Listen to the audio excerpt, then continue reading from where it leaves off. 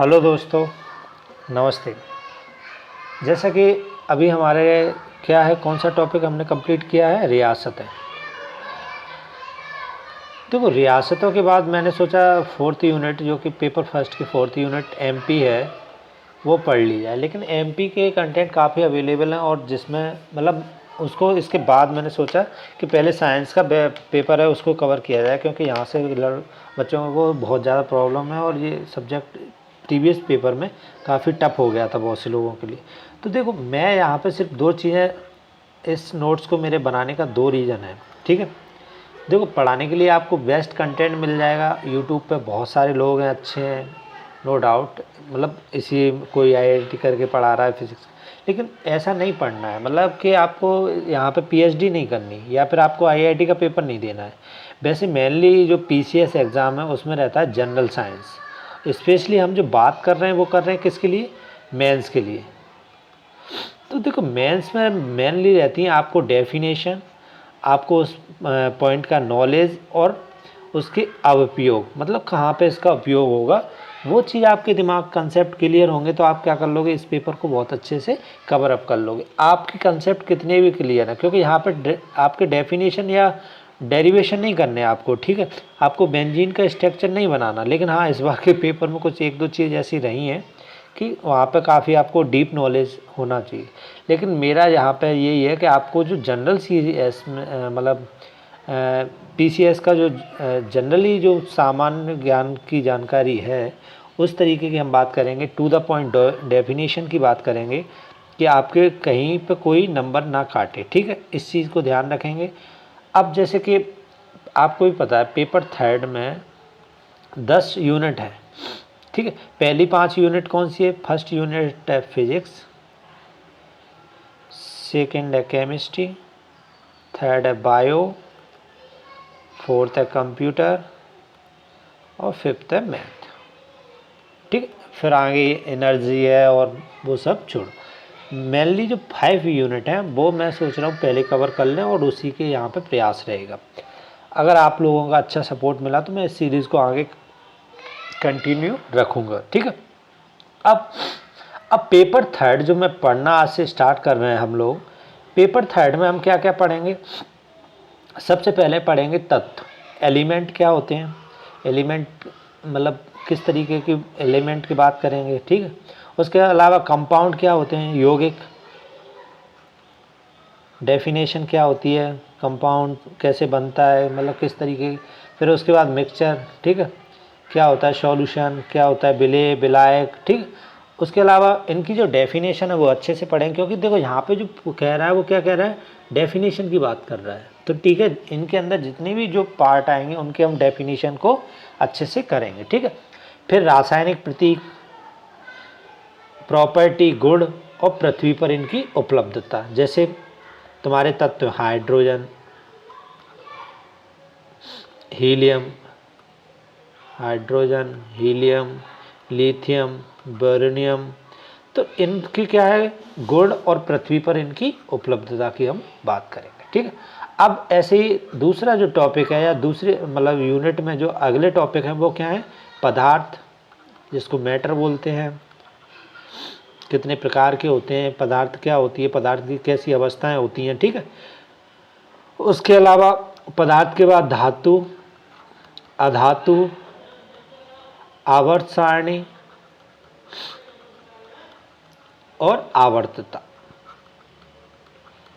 ये हम अगला जो वीडियो बनाएंगे उसमें हम किसकी बात करेंगे, पदार्थ की बात करेंगे, धातुओं की बात करेंगे, अधातु, आवर्त सारणी, और आवर्तता की हम बात करेंगे। फिर जो इसका अगली यूनिट सेकंड में अगले टॉपिक हैं वो क्या है, परमाणु, परमाणु संरचना की बात करेंगे, संयोजकता, कौन कौन से सहसंयोजी बंध, उप सहसंयोजी बंध, ठीक है, हाइड्रोजन बंध, ये जितने भी जो बंध हैं वो बात करेंगे। परमाणु संलयन, परमाणु विखंडन, ठीक है, किस तरीके से हाइड्रोजन बंध बनता है, सूर्य के अंदर कौन सी क्रिया होती है, ये सारी चीज़ें हम कहाँ पढ़ेंगे, इस यूनिट में पढ़ेंगे। फिर अम्ल, ठीक है, कौन सा अम्ल है, जैसे इस बार क्या बोलते हैं, अम्ल से क्वेश्चन आया था, लुईस अम्ल और लुईस क्षार के आपको एग्जाम्पल छानने थे। तो तो आपको क्या है, अम्ल क्षार की डेफिनेशन के अलावा आपको ये पता होना चाहिए कि अम्ल किस तरीके से बनते हैं, अम्ल की क्या प्रॉपर्टी होती हैं, किसी एलिमेंट में किस तरीके की मतलब कैसे अम्ल को हम पहचानें, तो वो चीज़ आपको आनी चाहिए। ठीक है, अम्ल क्षार और लवण, पीएच वैल्यू आपको ही पता है, पीएच वैल्यू कितने 0 से 7 से लेकर 14 तक। ठीक है, जो 7 से कम होते हैं वो क्या होते हैं, अम्लीय होते हैं, और 7 से ज़्यादा होते हैं क्षारी। तो जो पीएच वैल्यू हर एलिमेंट के अलग है, जैसे ब्लड की पीएच अलग है, ठीक है, तुम्हारे मूत्र की पीएच अलग है। तो इन सब चीज़ों को हम कहाँ पे पढ़ेंगे, इस टॉपिक में पूरे डिटेल से इन सब चीज़ों को जानेंगे। और जो लास्ट 2 यूनिट है वो है भौतिक और रासायनिक परिवर्तन। ठीक है, जैसे प्रकाश ऊर्जा से ऊष्मा ऊर्जा में परिवर्तन होना। ठीक है, जैसे सूर्य प्रकाश देता है, ऊष्मा किस में कन्वर्ट हो रही है, प्रकाश में हो रही है। ठीक है, रासायनिक क्रिया तो इस तरीके क्या है, ध्वनि ऊर्जा का, विद्युत ऊर्जा का ध्वनि ऊर्जा में कन्वर्ट होना। तो ये क्या है, ये हम पढ़ेंगे भौतिक और रासायनिक परिवर्तनों में। फिर दैनिक जीवन में रसायन, रसायन का कहाँ है, जैसे कि कॉस्मेटिक में, एग्रीकल्चर में, इंडस्ट्री में हम रसायन का जीवन में बहुत जगह उपयोग करते हैं, उसको हम कहाँ पे पढ़ेंगे, दैनिक जीवन के रसायन में पढ़ेंगे। अब हमारे बात करते हैं कि जो इस साल क्वेश्चन बने थे, मतलब इससे पेपर में 2019 और 20 में किस लेवल तक के प्रश्न आए, उनको हम एक बार देख लेते हैं। ठीक है, तो उससे क्या है, जो हम पढ़ते हैं उसमें हमारा एक टारगेट फिक्स हो जाता है कि हमें चीज़ें कहाँ तक पढ़नी है। अब जैसे पहला क्वेश्चन आया था कि जिप्सम क्या होता है, जिप्सम तथा प्लास्टर ऑफ पेरिस के बारे में बताइए। किसके, जिप्सम तथा प्लास्टर ऑफ पेरिस के बारे में पूछा गया था। तो आपको पता होना चाहिए जिप्सम का फॉर्मूला क्या होता है। कैल्शियम सल्फेट को क्या बोलते हैं, जिप्सम बोलते हैं। किसको, कैल्शियम सल्फेट को। तो CaSO4.2H2 ये क्या कहलाता है, जिप्सम कहलाता है। जब इसी जिप्सम को, किसको, CaSO4.2H2O को कितने 373 केल्विन पर गर्म करते हैं, तो इसमें क्या होता है, वाटर हो जाता है, वो एवापोरेट, वाष्पित हो जाता है, और जो CaSO4.12H2O बचता है, इसको क्या बोलते हैं, प्लास्टर ऑफ पेरिस बोलते हैं। ठीक है, तो आपसे जो क्वेश्चन पूछा गया 2019 में, वो क्या पूछा गया था, 3 मार्क्स में एक क्वेश्चन था, और आपको यही आंसर देना था। जिप्सम और प्लास्टर ऑफ पेरिस के बारे में उसने पूछा था। ठीक है, जिप्सम को जब गर्म कर देते हैं तो वो किस में कन्वर्ट हो जाता है, प्लास्टर ऑफ पेरिस में। ठीक है, उसके अलावा जो अगला क्वेश्चन है, यह अगला प्रश्न था 2020 का पेपर का लेवल काफ़ी टफ था एक तरीके से, क्योंकि जो सामान्य जानकारी से थोड़ी हटके जानकारी थी। अब जैसे अम्ल और क्षार, लुईस अम्ल और लुईस क्षार तो हम पढ़ के जाते हैं, लेकिन क्या है, साइंस बैकग्राउंड के लड़के को ये जानकारी रहती है कि अम्ल और क्षार क्या होते हैं और कौन कौन से एग्जाम्पल है। लेकिन मतलब काफ़ी टाइम से अगर पढ़ाई ना करो तो वो चीज़ें 12th के बाद ना देखी होती हैं, तो हम चीज़ें उन क्या है भूल जाते हैं। ठीक है, अब जैसे इस बार जो क्वेश्चन था 2020 में 3 मार्क्स में, वो ये था कि आपको एग्जाम्पल दिए थे और आपको पहचानना था कि लुईस अम्ल और लुईस क्षार बताने थे। अब लुईस अम्ल और लुईस क्षार बताएं तो सबसे पहले हम जान लें लुईस अम्ल क्या होता है। हालांकि हम पूरी यूनिट पढ़ेंगे, वहाँ पे आपको डिटेल में हम बताएंगे कि अम्ल क्या होते हैं, क्षार क्या होते हैं। ठीक है, एग्जाम्पल पहचानना भी बताएंगे, वो भी सारी बात करेंगे। लेकिन सबसे पहले हम थोड़ा, आप पूछा है तो क्या है, इसको समझ ले। लुईस अम्ल क्या होते हैं, वे पदार्थ या जो अणु जो किसी रासायनिक अभिक्रिया में क्या करते हैं, इलेक्ट्रॉन युग्म ग्रहण करते हैं।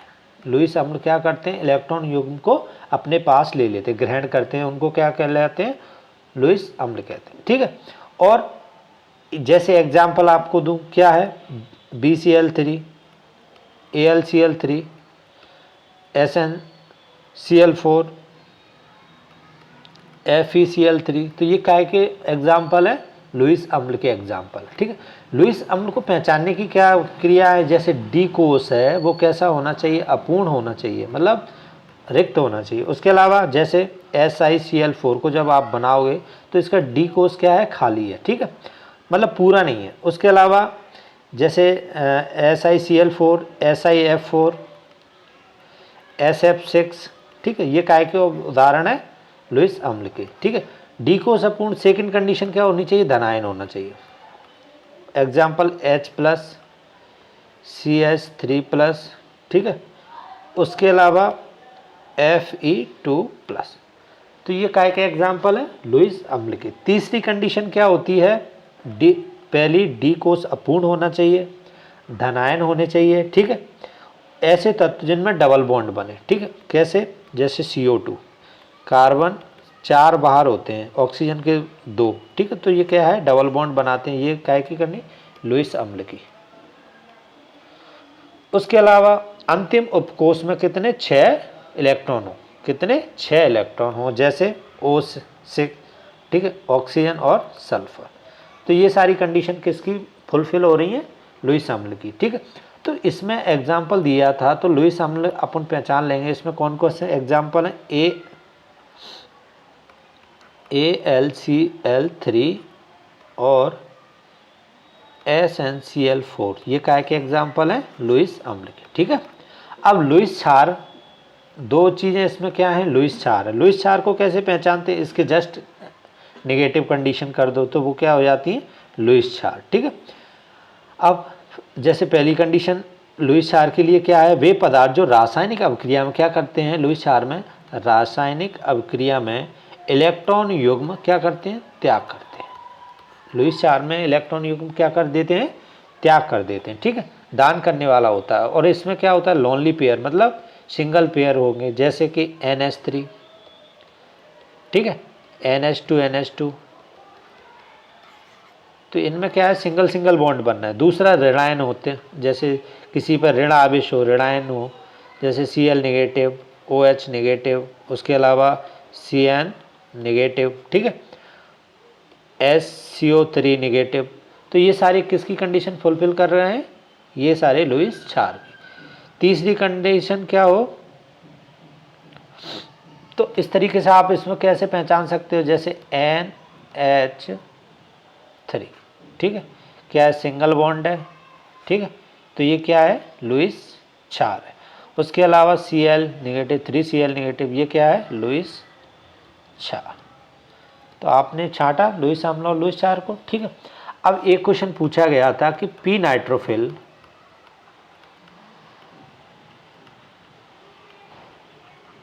और O नाइट्रोफिल में हाइड्रोजन का बंध बताना है।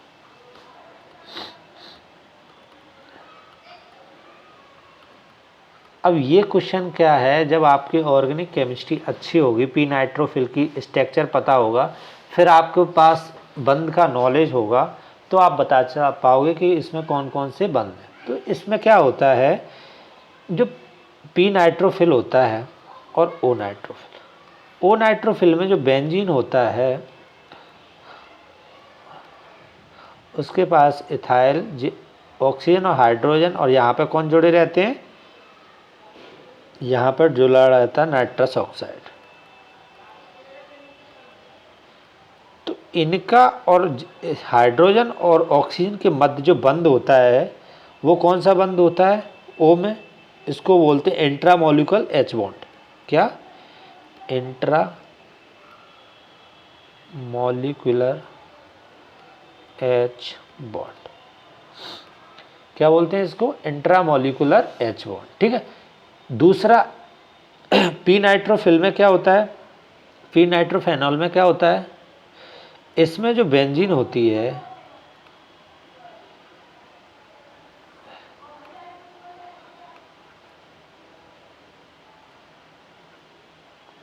पैरा कंडीशन पे क्या जुड़ा होता है? नाइट्रस ऑक्साइड, ठीक है। तो इसमें क्या है? एक और बेंजीन की ज़रूरत पड़ेगी तभी तो जुड़ पाएगा, क्योंकि पैरा कंडीशन पे जुड़ा हुआ है। तो ये OH यहाँ पे आ जाएगा और यहाँ पे आ जाएगा क्या?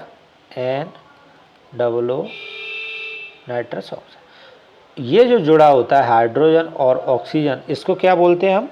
इसको बोलते हैं इंटरमोलिकुलर H बॉन्ड। क्या? Intermolecular H bond.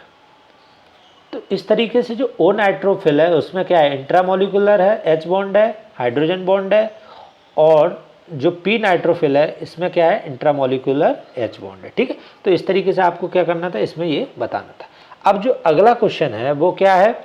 आपको अयस्क और क्षार के बारे में पूछा गया था। किसके? अयस्क बताना है, और ठीक है। अब देखो अयस्क शुद्धिकरण वगैरह हम केमिस्ट्री, ये क्या है? 3 यूनिटों में ये टॉपिक आता है। यूनिट फर्स्ट फिजिक्स में भी आ जाता है, यूनिट 2 केमिस्ट्री में भी आ जाता है और यूनिट 10 में भी आता है, जो कि इस बार जोड़ दी गई है, ठीक है, पेपर 3 में। तो अब यह अयस्क क्या होते हैं? उन सेलों को अयस्क कहते हैं जिनमें से खनिजों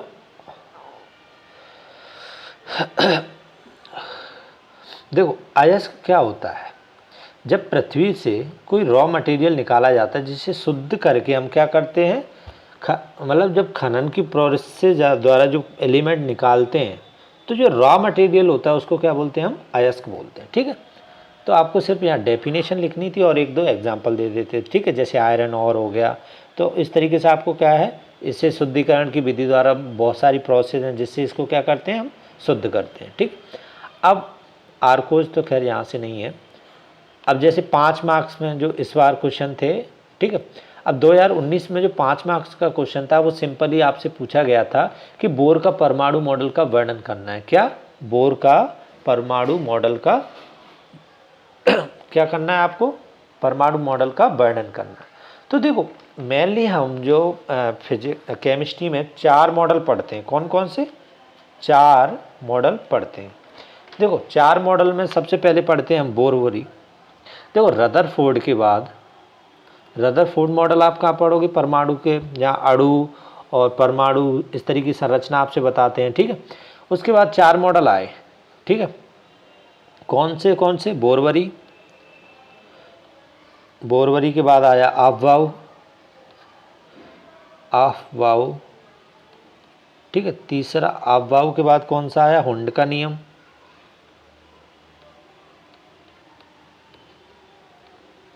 और चौथा पाउली का नियम।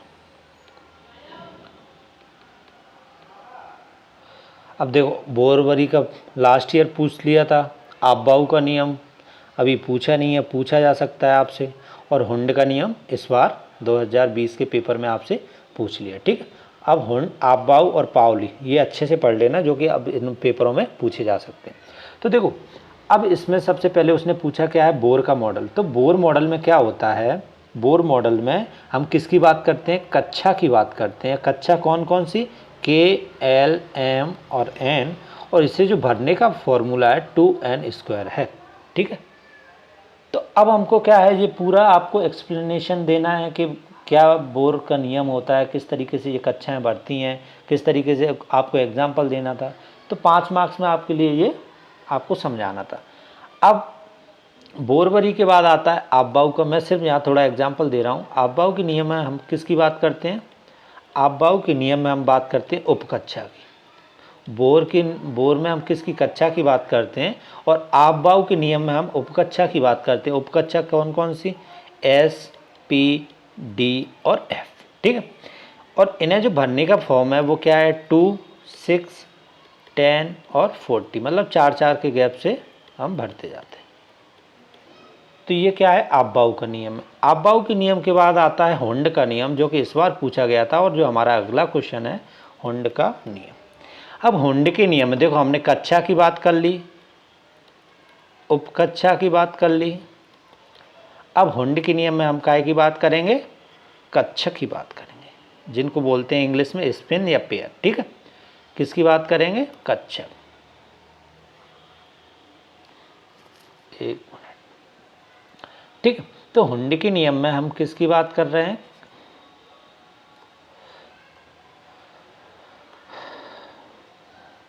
कक्षक। अब क्या होता है? कक्षक जैसे S, P, D और F, ठीक है। तो S कक्षा में हमेशा कितने? 2 इलेक्ट्रॉन होंगे, तो उन्हें कैसे भरा जाएगा? इस तरीके से, ठीक है। P में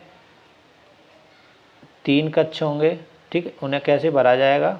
इस तरीके से, ठीक है। एक कक्षक में कितने इलेक्ट्रॉन भरे जा सकते हैं? 2, ठीक है। और भरने का नियम वही जो आपको ऑफ-बाउ में बताया था, 2, 4, 10 और 16। डी में कितने? 10 इलेक्ट्रॉन मैक्सिमम आ सकते हैं, ठीक है। तो आपको 5 कक्ष बनाने पड़ेंगे, ठीक है। तो इस तरीके से आप बनाओगे और इलेक्ट्रॉनों को भरोगे। तो ये क्या है? ये हुंड का नियम है। अब उसके अलावा जो आखिरी नियम बचता है और जो हमें पढ़ना है वो है पाउली का नियम। इसमें हम क्या है? क्वांटम संख्या, क्वांटम नंबर के बारे में बात करते हैं।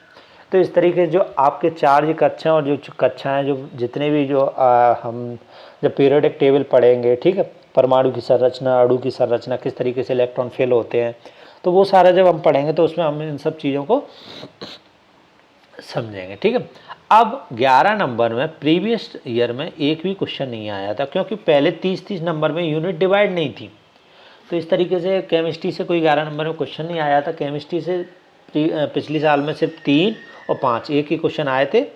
लेकिन इस साल क्या था कि इस साल यूनिट बाई यूनिट डिवाइड है और उसके मार्क्स भी डिवाइड हैं कि 30-30 नंबर की प्रत्येक यूनिट रहेंगी। तो इस साल क्या है, एक क्वेश्चन केमिस्ट्री में आया था 11 नंबर में, वो था वेस्पर थ्योरम, वेस्पर सिद्धांत।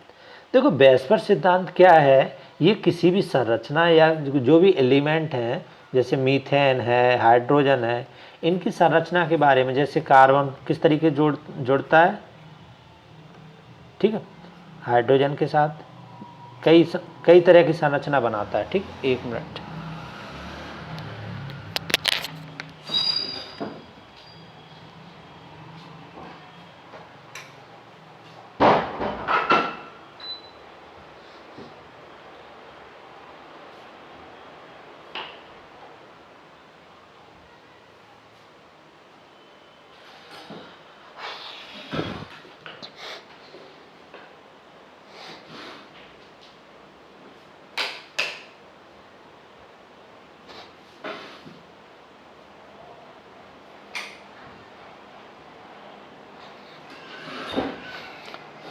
तो इसमें क्या है, हम किस किस के, हम वेस्पर थ्योरम में क्या है, हम उनकी संरचनाओं की बात करेंगे, ठीक है। तो इस तरीके से हमारा ये आज मेनली हमने जो समझ लिया कैसे कैसे क्वेश्चन आ रहे हैं और किस लेवल तक हमको पढ़ना चाहिए।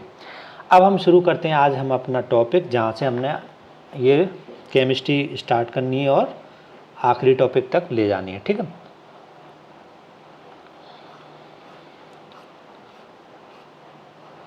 अब सबसे पहले केमिस्ट्री पढ़ रहे हैं तो रसायन विज्ञान क्या होता है उसको भी थोड़ा समझ लें।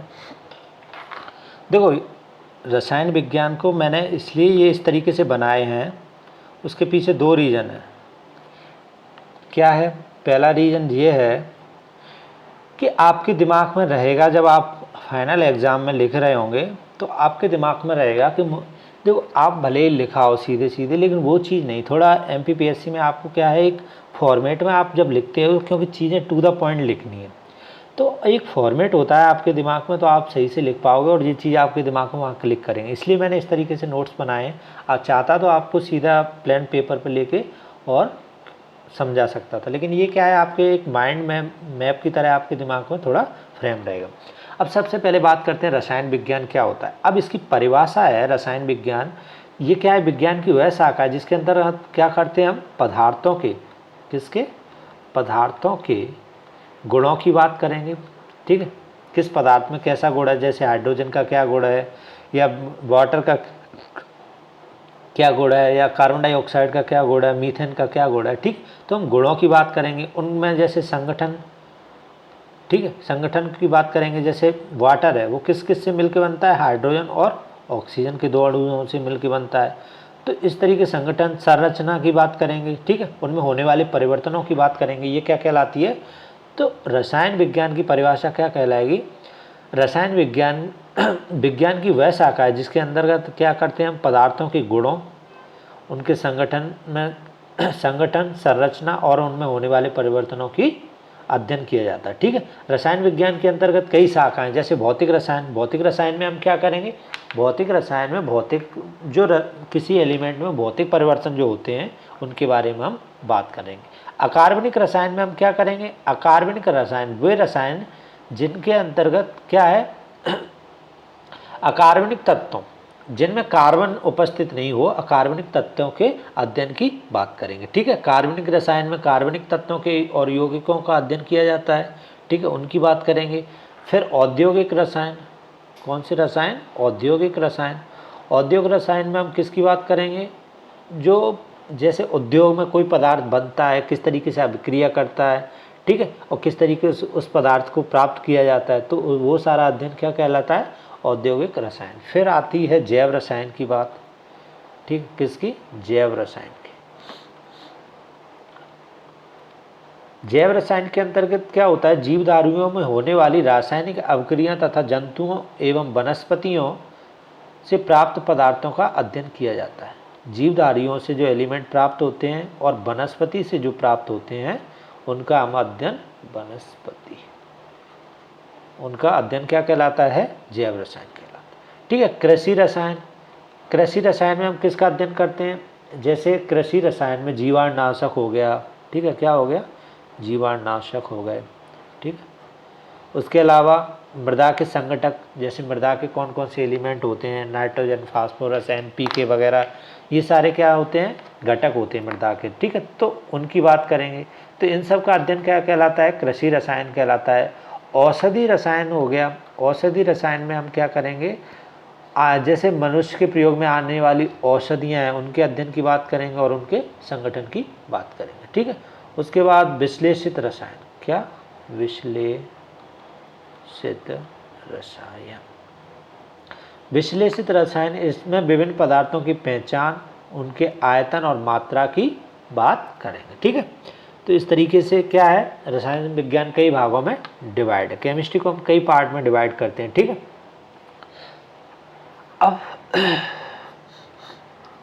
अब बात करते हैं हरित रसायन, या हरित रसायन मतलब रसायन विज्ञान के कुछ सिद्धांत हैं, उसमें हरित रसायन क्या है वो बात करें। देखो हरित रसायन में हम क्या बात करते हैं? हरित रसायन, ठीक, जिसमें हम मेनली बात करेंगे जैसे जहरीले, कैसे? जहरीले और प्रदूषक कारक, प्रदूषक कारक पदार्थों के उपयोग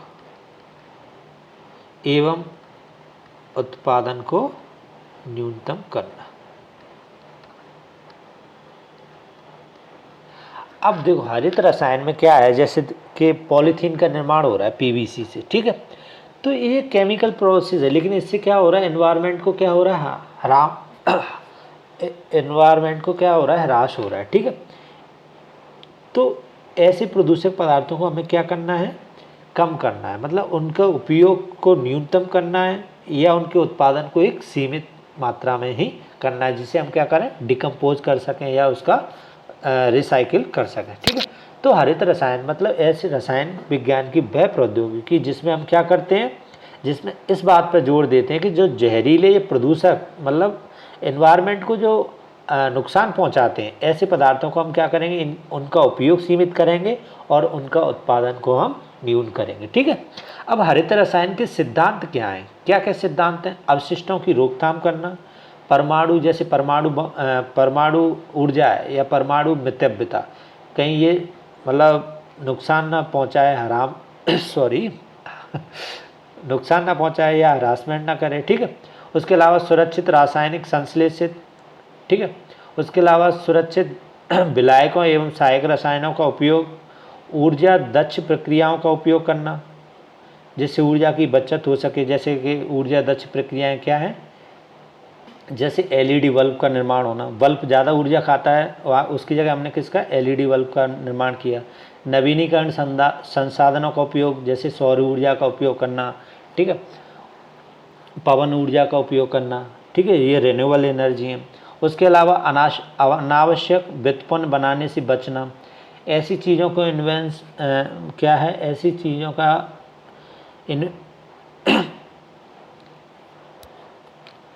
अनावश्यक व्युत्पन्न बनाने से बचना, ठीक है। उत्प्रेरक, क्या? उत्प्रेरक क्या होते हैं? किसी भी प्रक्रिया को जो बढ़ाएं या घटाएं, ठीक है, उसको क्या कहते हैं? हम उत्प्रेरक कहते हैं, ठीक है, उसको क्या कहते हैं? उत्प्रेरक कहते हैं। विशेष तौर पर हम क्या ऐसे जैव उत्प्रेरकों का निर्माण करें जिससे क्या है, जो प्रदूषक पदार्थ हैं या तत्व हैं उनको ये क्या करें? खत्म करें, ठीक है। उत्पादों का प्राकृतिक अपघट, जैसे कोई भी आप कोई भी पदार्थ बना रहे हो, पदार्थ इस तरीके का होना चाहिए कि वो नेचुरली तरीके से वो क्या हो जाए, एनवायरनमेंट में डिकम्पोज हो जाए। ठीक है, तो उत्पादकों का क्या हो, प्राकृतिक अपघट करना, प्रदूषक की रोकथाम के लिए वास्तविक समय का विश्लेषण करना, दुर्घटना की रोकथाम के लिए सुरक्षित रसायन बनाना। ठीक है, जैसे सपोज करो क्या है,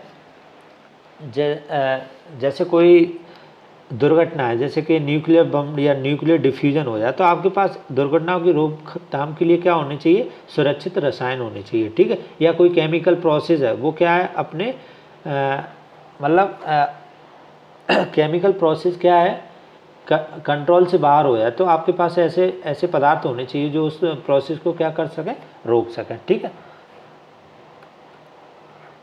उसके बाद सुरक्षित रासायनिक पदार्थों का निर्माण करना। क्या, सुरक्षित रासायनिक पदार्थों का निर्माण करना। तो ये हरित रसायन के कितने 12 सिद्धांत हैं। इन सिद्धांतों में ये क्या करती है, वर्क करती है। अब हम बात करेंगे जो हमारा टॉपिक है तत्व। तत्व क्या होते हैं, एलिमेंट बोलते हैं इनको इंग्लिश में। क्या, एलिमेंट, एलिमेंट, तत्व। ठीक है, अब तत्व की परिभाषा क्या होती है, पदार्थ का वह मूल गुण जिसमें क्या करते हैं वो, पदार्थ का मूल गुण जिसे रासायनिक अभिक्रिया द्वारा अन्य सरल पदार्थों में विभाजित नहीं किया जा सकता। ठीक है, पदार्थ क्या होता है, पदार्थ का वो मूल गुण, क्या मूल गुण, जिसे अन्य सरल पदार्थों में विभाजित नहीं किया जा सकता। जैसे पीरियोडिक टेबल में आप देखते हो तो वो सारे एलिमेंट क्या हैं, पदार्थ हैं। जैसे हाइड्रोजन को देखो, अणु से मिलके क्या बनता है, परमाणु बनता है, एटम। ठीक है, परमाणु बनता है, या अणुओं से मिलके क्या बनता है, तत्व बनता है। अब तत्व कैसे, जैसे तत्वों की बात करें, जैसे हाइड्रोजन, हीलियम, ठीक है, हीली, बी, तो इस तरीके के जो तत्व हैं, बी, बोरोन, कार्बन, ठीक है, नाइट्रोजन,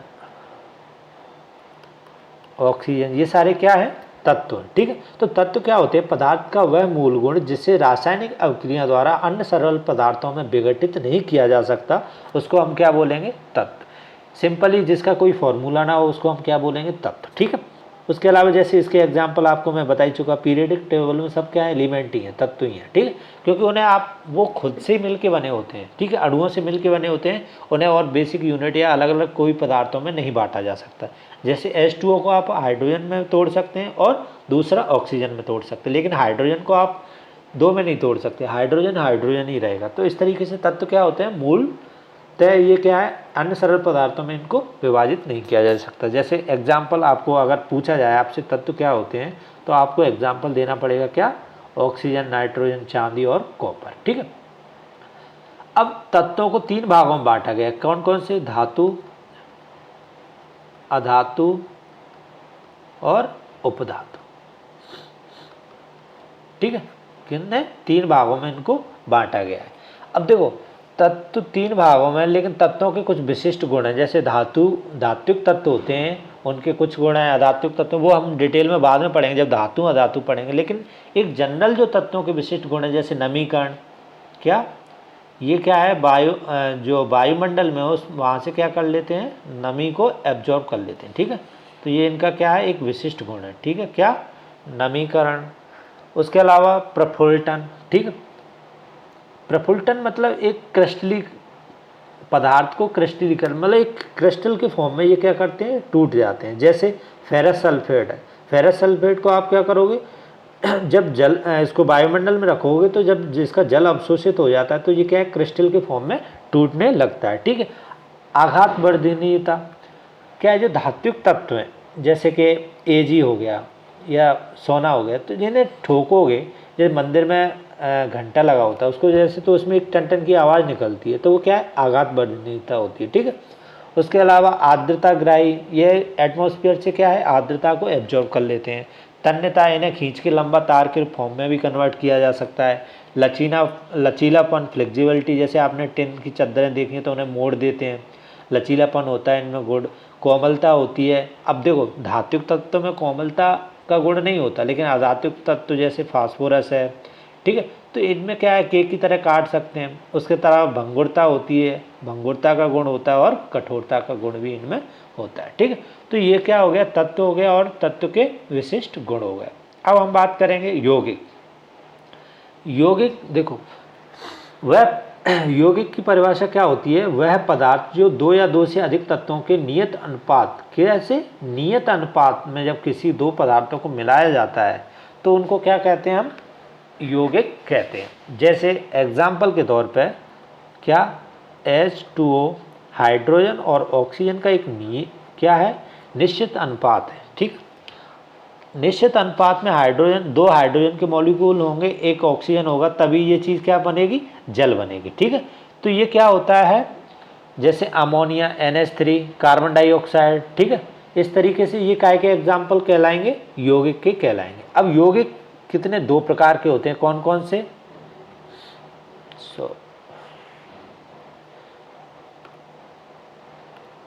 यौगिक कितने प्रकार के होते हैं, दो प्रकार के। कौन कौन से, कार्बनिक यौगिक और दूसरे होते हैं अकार्बनिक यौगिक।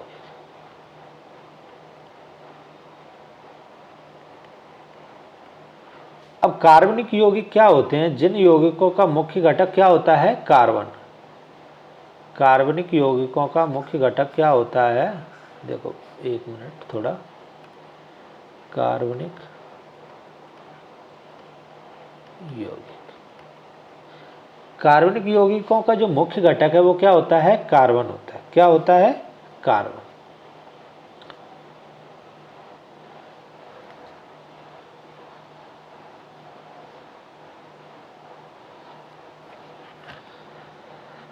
जैसे एग्जाम्पल दें, क्या, कार्बोहाइड्रेट, कार्बोहाइड्रेट, प्रोटीन, ठीक है, और मोम। इसमें जो कार्बन है वो किसके साथ जुड़ा रहता है, हाइड्रोजन के साथ जुड़ा रहता है। जैसे आपने सावन का स्ट्रक्चर पढ़ा होगा, तो कितना बड़ा स्ट्रक्चर है, उसमें क्या है, कार्बन बहुत से सारे हाइड्रोजन के साथ जुड़ा रहता है। जैसे कार्बोहाइड्रेट है, कार्बोहाइड्रेट क्या होते हैं, कार्बन और हाइड्रोजन। जैसे ग्लूकोज है, तो क्या है, कार्बन हाइड्रोजन के साथ क्या है, ये बंध बनाता है, तो ये क्या है, कार्बनिक यौगिक कहते हैं। एक निश्चित अनुपात में होते हैं, यौगिक कहलाते हैं। ठीक है, तो इस तरीके से जैसे ग्लूकोज, फ्रक्टोज, ये सब क्या है, कार्बनिक यौगिक है। ठीक है, अब अकार्बनिक यौगिक दूसरे क्या होते हैं, अकार्बनिक यौगिक, अकार्बनिक यौगिक। अकार्बनिक यौगिक में क्या होता है, अकार्बनिक यौगिक मतलब जिनमें मुख्य घटक कार्बन नहीं होता, मुख्य घटक क्या नहीं होता, कार्बन नहीं होता।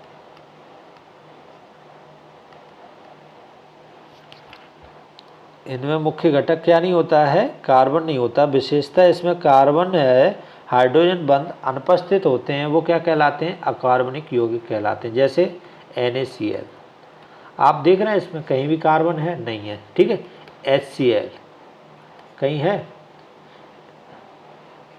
कार्बन नहीं है, तो ये क्या कहलाएंगे, अकार्बनिक यौगिक कहलाएंगे। अब यौगिक के गुण क्या, प्रॉपर्टी क्या क्या होती है यौगिक की, तो यौगिक की प्रॉपर्टी आप देखो। सबसे पहले, यौगिक बनने में प्राय प्रकाश, ऊष्मा, विद्युत आदि का अवशोषण होता है।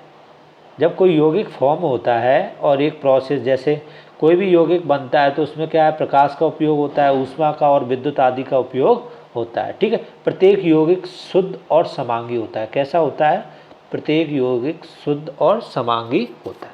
समांगी और विषमांगी मिश्रण आप अब आगे पढ़ेंगे जब, तो उसमें समझेंगे कि समांगी और विषमांगी क्या होता है। तो जो प्रत्येक यौगिक होता है वो कैसा होता है, समांगी मिक्सचर, मतलब कि उसमें जो एलिमेंट हैं वो एक इस तरीके से निकले रहते हैं, मिले रहते हैं कि उन्हें ईजिली आप अलग नहीं कर सकते। ठीक है, जैसे H2 हो गया। ठीक है, तो ये क्या है, समांगी का एक उदाहरण है। उसके अलावा यौगिकों को अवयवों में साधारणतः भौतिक विधियों द्वारा विभाजित नहीं किया जा सकता।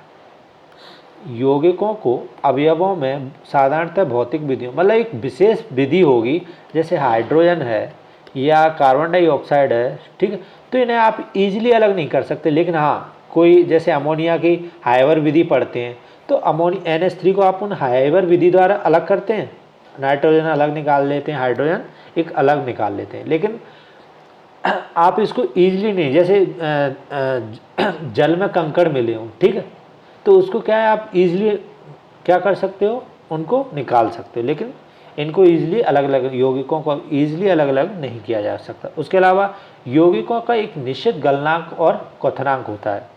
जैसे सिंपल एग्जाम्पल अपन लेते हैं, क्या, जल 100 डिग्री पे क्या करता है, ये क्वथनांक होता है, मतलब उबलता है, और 0 डिग्री सेल्सियस पे ये क्या है, जमता है, ठीक है। तो इनका एक निश्चित ताप होता है, वहाँ पे ये क्या करते हैं, इनका एक निश्चित गलनांक और एक क्वथनांक बिंदु होता है। उसके अलावा किसी यौगिक के गुण उसके अवयवी तत्वों के गुणों से कैसे होते हैं, भिन्न होते हैं।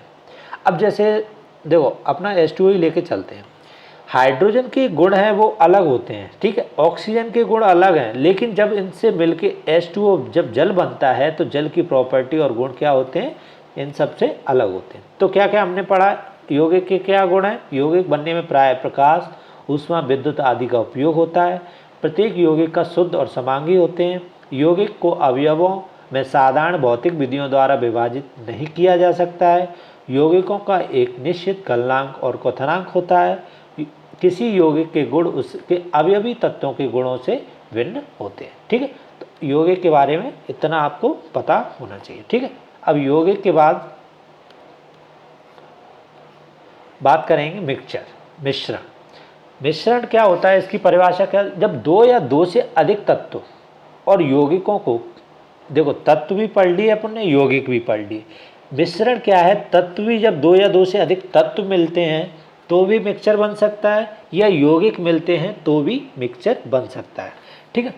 तो दो या दो से अधिक तत्वों या यौगिकों को किसी भी अनुपात में, मतलब कोई मतलब फिक्स अनुपात नहीं होगा, किसी भी अनुपात में इस प्रकार मिलाया जाता है कि संगठकों के गुण में परिवर्तन नहीं होता है, तो इसे क्या कहते हैं, मिश्रण कहते हैं।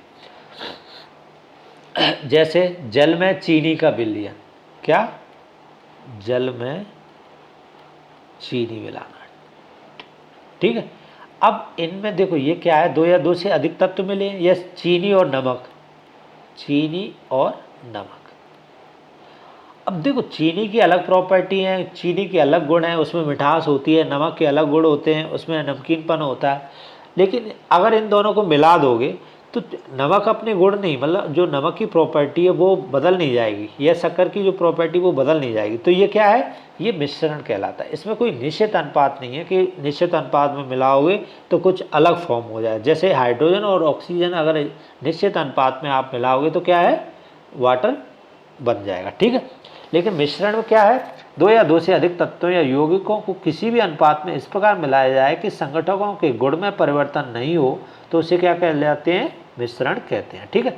अब मिश्रण जैसे उदाहरण क्या है, जल में चीनी का विलयन, चीनी और नमक का विलयन, ये क्या है कि क्या उदाहरण कहलाते हैं, मिश्रण के उदाहरण कहलाते हैं, ठीक है। अब मिश्रण के गुण क्या क्या होते हैं, मिश्रण में मिलाए गए पदार्थों को आसानी से अलग किया जा सकता है। जैसे आसानी से अलग इस तरीके से किया जा सकता है, जैसे एग्जाम्पल के तौर पे आप नमक ले लो और शक्कर ले लो, तो इनको क्या कर सकते हो, इजीली अलग अलग कर सकते हैं अपन, ठीक है। जैसे बालू में क्या करो, रेत में कंकड़ मिला लो, तो रेत और कंकड़ को आप इजीली अलग अलग कर सकते हो, ठीक है। तो मिश्रण में जो मिलाए गए पदार्थ हैं उनमें आसानी से अलग अलग किया जा सकता है, क्योंकि इनमें जो दोनों पदार्थ हैं उनकी अपनी अपनी प्रॉपर्टी रहती है, ठीक है। उसके अलावा प्रत्येक अवयव अपने रासायनिक गुणों को प्रदर्शित करता है। जैसे जब नमक और शक्कर ही मिलाते हैं तो नमक अपनी क्या है, जो नमक के रासायनिक गुण हैं वो अलग हैं और शक्कर के जो रासायनिक गुण हैं वो अलग हैं। उसके अलावा अवयवों की मात्रा किसी भी अनुपात में हो सकती है, कोई फिक्स अनुपात नहीं होता, ठीक है। उसके अलावा पदार्थों को किसी भी अवस्था में हो सकते हैं, कैसे, ठोस, द्रव या गैस, कैसे हो सकते हैं, ठोस, द्रव या गैस अवस्था में। अब मिश्रण किस तरीके, कितने प्रकार के होते हैं, दो प्रकार के होते हैं, कौन कौन से, वो भी हम बात करेंगे।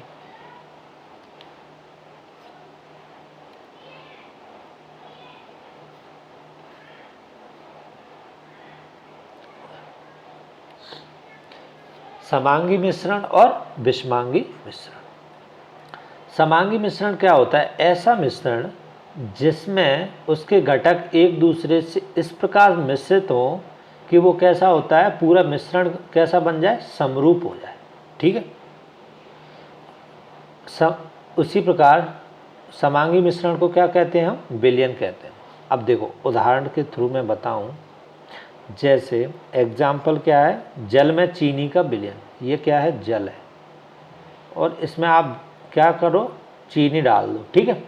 तो जब आप चीनी मिलाते हो तो इसमें क्या होता है, समांगी मिश्रण में चीनी की कण हैं जल में पूरी तरीके से मिल जाते हैं। इनको आप इजीली अलग नहीं कर सकते हो। अगर जल को आप जल में शक्कर डाल के घोल दोगे तो मिठास आ जाएगी, फिर उसको आप इजीली मतलब आप बॉयल करोगे एक स्पेशल ताप पे, फिर पानी वाष्पित होगा तो उसके बाद क्या है, शक्कर बच जाएगी, वो कंडीशन अलग है। तो ये क्या है, समांगी मिश्रण में क्या होता है, पूरा घटक इस प्रकार मिल जाता है कि मिश्रण पूरा कैसा हो जाता है, समरूप हो जाता है। ठीक है। उसके अलावा ये समांगी मिश्रण के विलयन, इन समांगी मिश्रण को हम क्या कहते हैं, विलयन भी बोलते हैं। इसको क्या बोलते हैं, विलयन। ठीक है। समांगी मिश्रण के गुण क्या होते हैं? गुण ये है कि टिंडल प्रभाव नहीं दिखाता। अब जब आपने जल में शक्कर को मिला दिया, फिर आप लाइट में इसको रख दो तो आपको टिंडल इफेक्ट नहीं दिखेगा, क्या लाइट उस पर आए और शक्कर के कण से टकराए फिर फैले, ऐसा नहीं। तो इसमें क्या है, समांगी मिश्रण में ऐसी चीज़ नहीं होती। क्या? टिंडल इफेक्ट नहीं दर्शाता। कणों की सीमाओं में अंतर नहीं कर सकते आप। ठीक है। कि जल ये है उसमें शक्कर अलग है, आपको अलग अलग नहीं दिखेगी अगर अच्छे से आप मिक्स कर दोगे तो। ठीक है। उसके अलावा सेंट्रीफ्यूजेस का उपयोग करके यहाँ के कण अलग नहीं कर सकते आप। अब ऐसा नहीं है, देखो शक्कर को आप जितना ज़्यादा तेज़ घुमाते जाओगे तो शक्कर ये नहीं कि तली में बैठ जाए कोई या कुछ ऐसा कंडीशन बने। तो इसमें क्या है, वो और अच्छे से मिक्स होती जाएगी जितना आप घुमाओगे। तो ये क्या है, सेंट्रीफ्यूजेस का उपयोग करके यहाँ पर कण अलग नहीं कर सकते। लेकिन उसी के अलावा विषमांगी विलयन में क्या होता है, ऐसा मिश्रण जिसमें उसके घटक एवं कण दूसरे से पूरी तरह नहीं मिलते हैं, उनको क्या कहलाता है, विषमांगी। जैसे जल का तेल का मिश्रण, जल में तेल जब मिला देते हैं, जल में तेल, तो तेल अलग ऊपर जल के तैरता रहता है और जल अलग रहता है। तो जब ये मिक्सचर एक दूसरे से मिलते नहीं हैं पूरे एक तरीके से, क्या होता है, समरूपता नहीं आती है, तो इसको क्या कहते हैं हम, इसको कहते हैं विषमांगी विलयन। ठीक है। जैसे जल में तेल का मिश्रण, जल में बालू का मिश्रण। ठीक है। अब किसी में अगर आप जल में बालू के कण डाल दो तो वो क्या करते हैं, उसमें अच्छे मतलब मिक्सअप नहीं होते हैं। ठीक है। बालू के कण अलग से दिखते हैं। तो ये क्या कहलाएंगे, जल। इसके उदाहरण क्या होंगे, जल में तेल, जल में बालू। अब इनकी प्रॉपर्टी या गुण क्या क्या हैं, ये घटक कण समान रूप से मौजूद होते हैं पूरे में, आसानी से पहचाना जा सकता है कि इसमें मिट्टी मिली हुई है, जैसे जल में मिट्टी मिला दें। उसके अलावा ये टिंडल प्रभाव दर्शाते हैं। क्या? टिंडल प्रभाव दर्शाते हैं।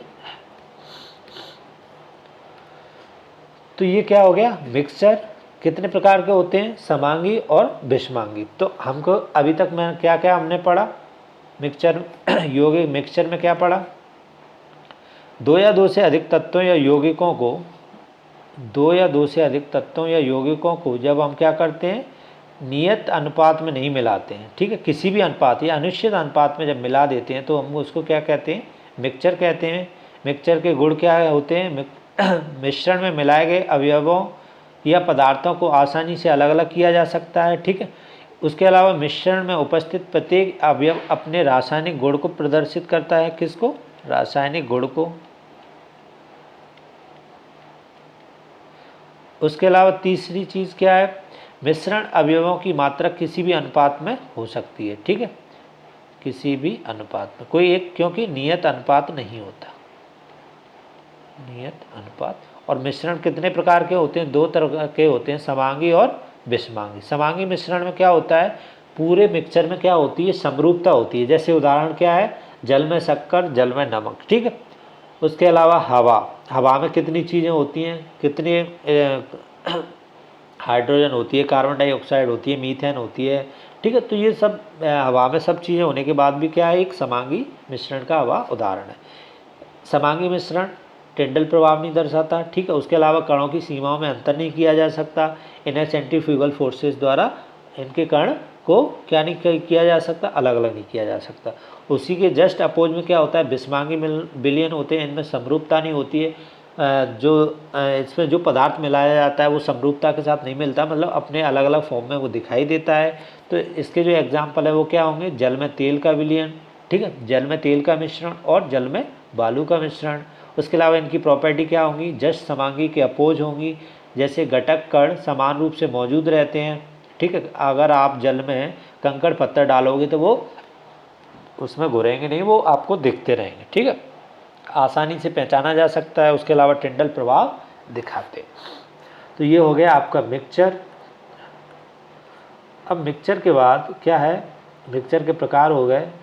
मिश्रण को उनके अवयवों की बनावट के आधार पर 3 भागों में बांटा गया है। कौन कौन से, देखो कोई भी मिश्रण है वो कितने भागों में बांटा जा सकता है, 3 भागों में बांटा जा सकता है। विलायक, विलेय और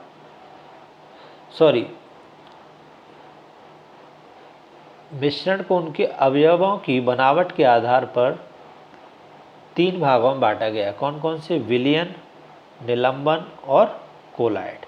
अब सबसे पहले हम बात करेंगे किसकी, विलयन की।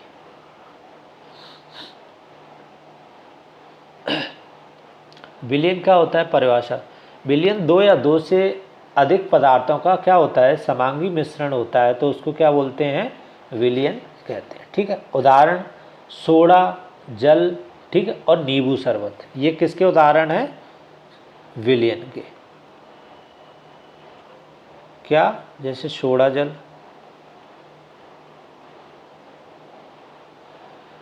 नींबू शरबत,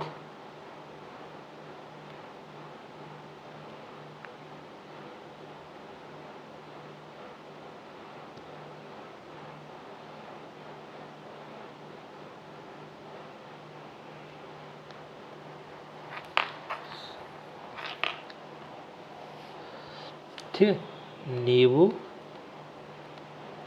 शरबत। अब जैसे कोई कंटेनर है, ठीक है, इसमें क्या है, वाटर है। तो अगर आप नींबू शरबत मतलब जल में नींबू का रस मिलाओगे और शक्कर मिलाओगे तो ये क्या है, जो मिक्सर बनेगा, जो विलयन बनेगा वो क्या है, होगा, समांगी होगा, ठीक है।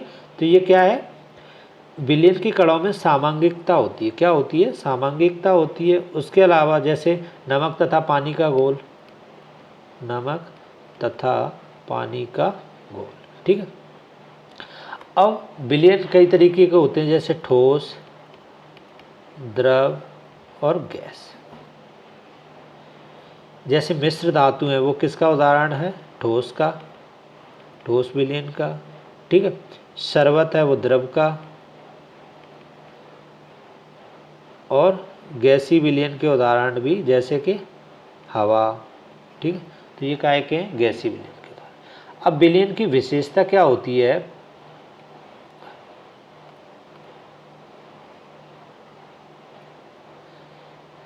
विलयन की विशेषता किसी भी भौतिक अवस्था में हो सकते हैं, ठीक है। विलयन में टिंडल प्रभाव नहीं होता है। 2 या 2 से अधिक पदार्थों के समांगी मिश्रण होते हैं। विलयन में विलेय की कणों की त्रिज्या कितनी होती है, 10⁻⁷ सेंटीमीटर से कम होती है। यहाँ सेंटीमीटर नहीं लिखा है आपने, ठीक है, सेंटीमीटर से कम होती है। विलेय और विलायक को विभेद नहीं किया जा सकता, ठीक है। छलनी से विलेय को अलग नहीं किया जा सकता। विलयन स्थायी और पारदर्शक होते हैं। अब देखो, स्थायी और पारदर्शक ऐसे कि अगर आपने क्या है, जल में नमक मिलाया जब, तो ये नहीं कि थोड़ी देर बाद नमक बैठ जाए तली में, ऐसा नहीं होगा। और उसके अलावा आप मतलब अंतर नहीं कर पाओगे कि इसमें नमक मिल चुका है, ठीक है। तो ये क्या है, जब प्रकाश इससे गुजारोगे तो इससे गुजर जाएगा, ठीक है। उसके अलावा अगर आप छलनी से छानोगे तो ऐसा नहीं है कि नमक छलनी में रुक जाए, नहीं, ठीक है। उसके अलावा थर्ड प्रॉपर्टी, विलयन में विलेय की कणों की त्रिज्या कितनी होती है, 10⁻⁷ सेंटीमीटर से भी कम होती है, ठीक है। विलेय और विलायक, विलेय और विलायक को विभेद नहीं किया जा सकता। ठीक है, तो ये क्या है, विलयन की विशेषता है। ठीक है, अब विलयन के विशेषताओं के बाद विलयन के क्या होते हैं, घटक होते हैं। कौन कौन से घटक होते हैं विलयन के, विलायक, विलेय, संतृप्त विलयन। इनको थोड़ा पढ़ लेते हैं। सबसे पहले विलायक।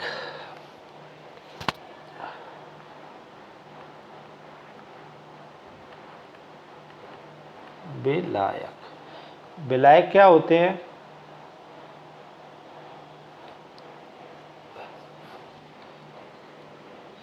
विलायक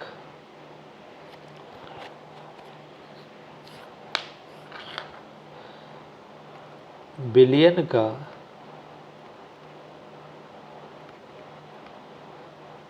वह घटक जो क्या होता है, दूसरे घटक को घोलता है।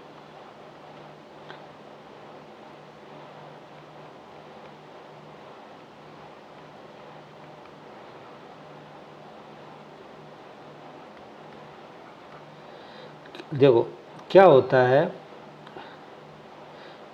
विलायक क्या होते हैं, विलयन का वह घटक जो दूसरे घटक को घोलता है। जैसे जल है, जल क्या होगा,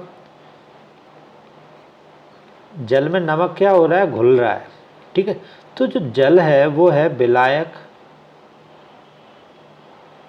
और नमक है वो क्या है, विलेय। जो घुले वो क्या कहलाता है, विलेय, और जिसमें घुले उसको क्या बोलते हैं, विलायक। और दोनों को कंबाइंड रूप से क्या बोला जाता है, विलयन। तो सिंपल सी डेफिनेशन अगर आपसे पूछा जाए, विलायक के तीन, विलयन के तीन घटक होते हैं। विलायक मतलब जिसमें जो घुल रहा है, जैसे जल में नमक, तो जल क्या हो गया, विलायक हो गया। विलेय, विलेय क्या हो गया, जो घुलता है। जैसे नमक क्या हो गया, विलेय हो गया। ठीक है, नमक क्या हो गया, विलेय हो गया। उसके अलावा तीसरा होता है संतृप्त विलयन। किसी निश्चित ताप पर बना ऐसा विलयन जिसमें विलेय पदार्थ की अधिकतम मात्रा जब घुल जाती है तो उसको क्या कहलाते हैं, संतृप्त विलयन कहलाते हैं। तो ये विलयन के तीन प्रकारों में आते हैं। कौन कौन से, संतृप्त विलयन, असंतृप्त विलयन, अति संतृप्त विलयन।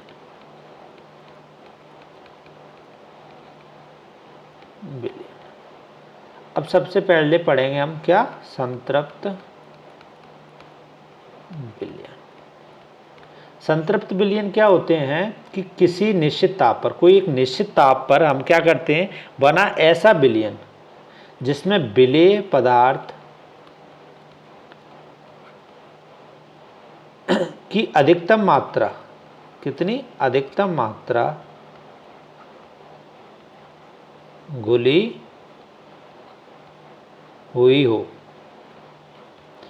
विलेय पदार्थ की जब अधिकतम मात्रा, जैसे आप क्या करोगे, ये जल है, सिंपल एग्जांपल जल ही लगता है इसलिए बार बार ले रहा हूँ।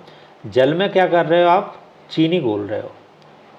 ठीक है, तो आप क्या कर रहे हो, जल क्या हो गया, विलायक हो गया, चीनी क्या हो गई, विलेय हो गई। तो एक निश्चित कंडीशन आ जाएगी जिसके बाद क्या है, चीनी घुलना बंद हो जाएगी। तो इसको क्या बोल देंगे, संतृप्तता आ गई। मतलब उसके बाद अगर आप चीनी डालोगे भी तो वो घुलेगी नहीं। ठीक है, वो क्या है, चीनी अपने फॉर्म में पड़ी रहेगी। तो इसको क्या बोलते हैं, अब फिर वो टेम्परेचर वगैरह दो, वो एक अलग कंडीशन हो जाती है। तो ये क्या है, संतृप्त विलयन कहलाता है। ठीक है, उसके बाद दूसरा है अति असंतृप्त विलयन।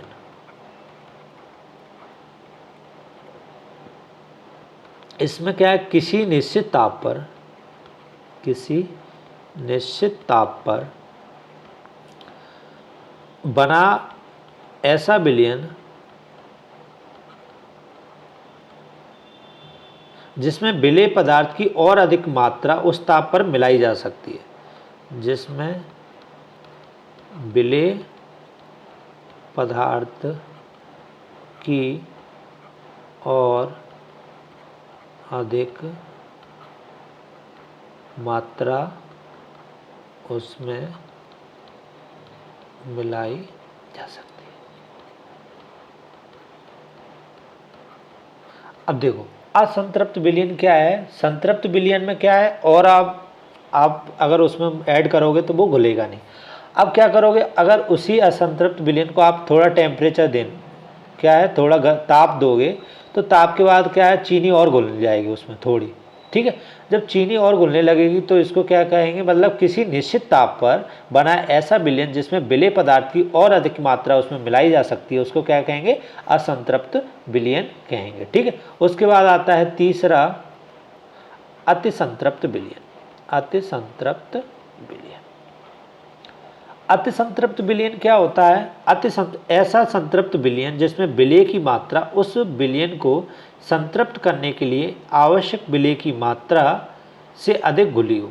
देखो क्या होता है, ऐसा संतृप्त विलयन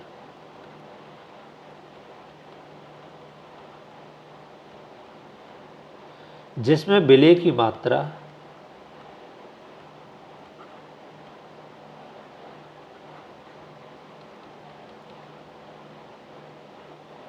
उस विलयन को संतृप्त करने के लिए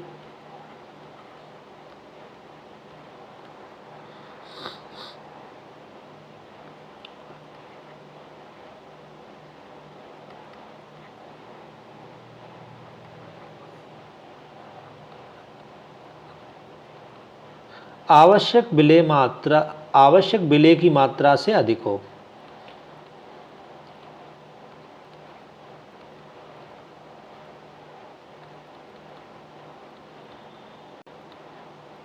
अधिक हो।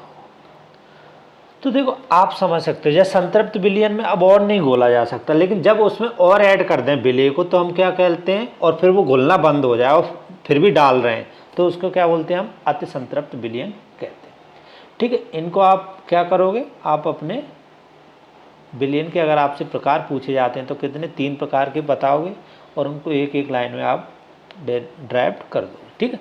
तो ये होगा तुम्हारा विलयन पूरा टॉपिक। अब विलयन के बाद हम किसकी बात करेंगे, विलेयता। किसकी बात करेंगे हम, विलेयता की। परिभाषा क्या होती है विलेयता? विलेयता बोले तो सॉल्युबिलिटी, क्या, सॉल्युबिलिटी, BILITY, ठीक है, सॉल्युबिलिटी। किसी निश्चित ताप और दाब पर 100 ग्राम विलायक में घुलने वाले विलेय की अधिकतम मात्रा को उस विलेय की उस विलायक में विलेयता कहते हैं। देखो किसी निश्चित ताप और दाब पर 100 ग्राम विलायक में, कितने, 100 ग्राम विलायक में घुलने वाले विलेय की अधिकतम मात्रा, मतलब एक निश्चित ताप और दाब पर जब आप क्या करते हो, उस पदार्थ में विलेय मिलाते हो, विलायक में कोई विलेय मिलाते हो, तो जो अधिकतम मात्रा मिलती है उसमें, उसको क्या कहलाते हैं हम, विलेयता या सॉल्युबिलिटी कहलाते हैं, ठीक है। अब विलेयता का क्या है, ताप का क्या प्रभाव पड़ता है इस पर, उसकी बात करें। विलेयता का ताप पर प्रभाव, सामान्यतः ठोस पदार्थों की विलेयता ताप बढ़ने से क्या होती है, बढ़ती है। जब आप ठोस पदार्थों को सामान्यतः क्या करते हैं, टेम्परेचर बढ़ाते हैं तो इनमें क्या होती है, विलेयता बढ़ जाती है, सॉल्युबिलिटी बढ़ जाती है। उसके अलावा किसी द्रव में गैस की विलेयता ताप बढ़ने पर घटती है। किसी द्रव में गैस की विलेयता, द्रव में अगर आप गैस मिलाओगे ताप बढ़ने से क्या होती है, घटती है, ठीक है, ताप बढ़ने से क्या होती है, घटती है। अब विलयन का सांद्रण, विलेयता के अलावा फिर क्या है, विलयन के सांद्रण पढ़ेंगे। विलयन के सांद्रण में क्या है, किसी विलायक या विलयन की इकाई मात्रा में उपस्थित विलेय की मात्रा को विलयन का सांद्रण कहते हैं। कोई विलयन है, ठीक है, उसमें क्या है, इकाई मात्रा में उपस्थित विलेय की मात्रा को विलयन का सांद्रण कहते हैं।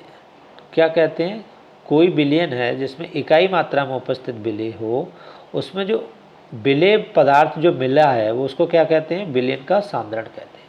अब विलयन के प्रकार कितने प्रकार के होते हैं, सांद्र विलयन और तनु विलयन, इनको थोड़ा समझ लें। सांद्र विलयन और तनु विलयन। सांद्र विलयन क्या होते हैं? जिस विलयन में विलेय की पर्याप्त मात्रा घुली हो। जिस विलयन में विलेय की क्या हो? पर्याप्त मात्रा घुली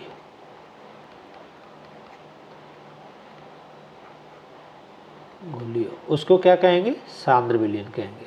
और तनु विलयन किसको कहेंगे? तनु विलयन। जिस विलयन में विलेय की कम मात्रा घुली रहती है उसे क्या कहते हैं? विलेय की जिसमें कम मात्रा हो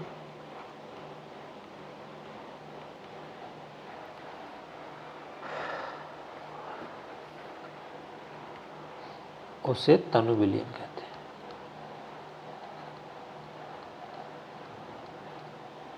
ठीक।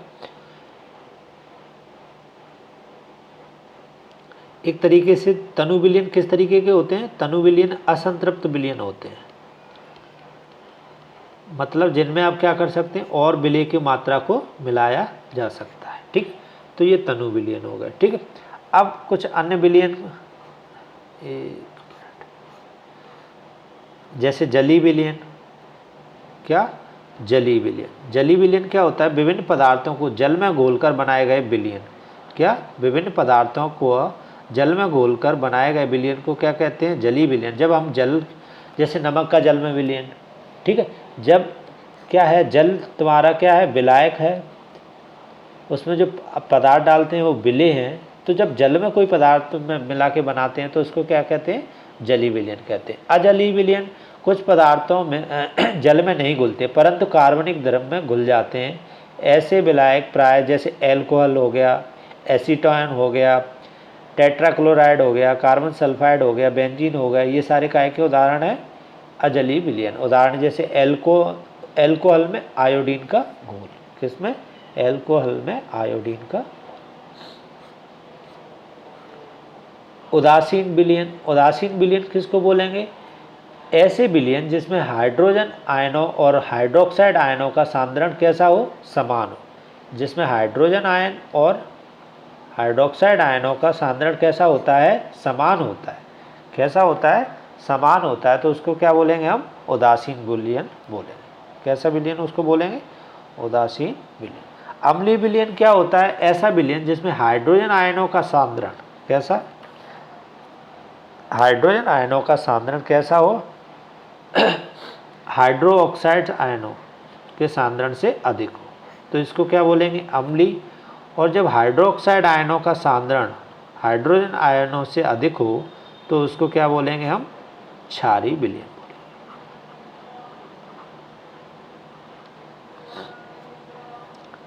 तो इस तरीके से विलयन कितने प्रकार के होते हैं? कौन कौन से होते हैं? जलीय विलयन, सबसे पहले हमने जलीय विलयन बताया।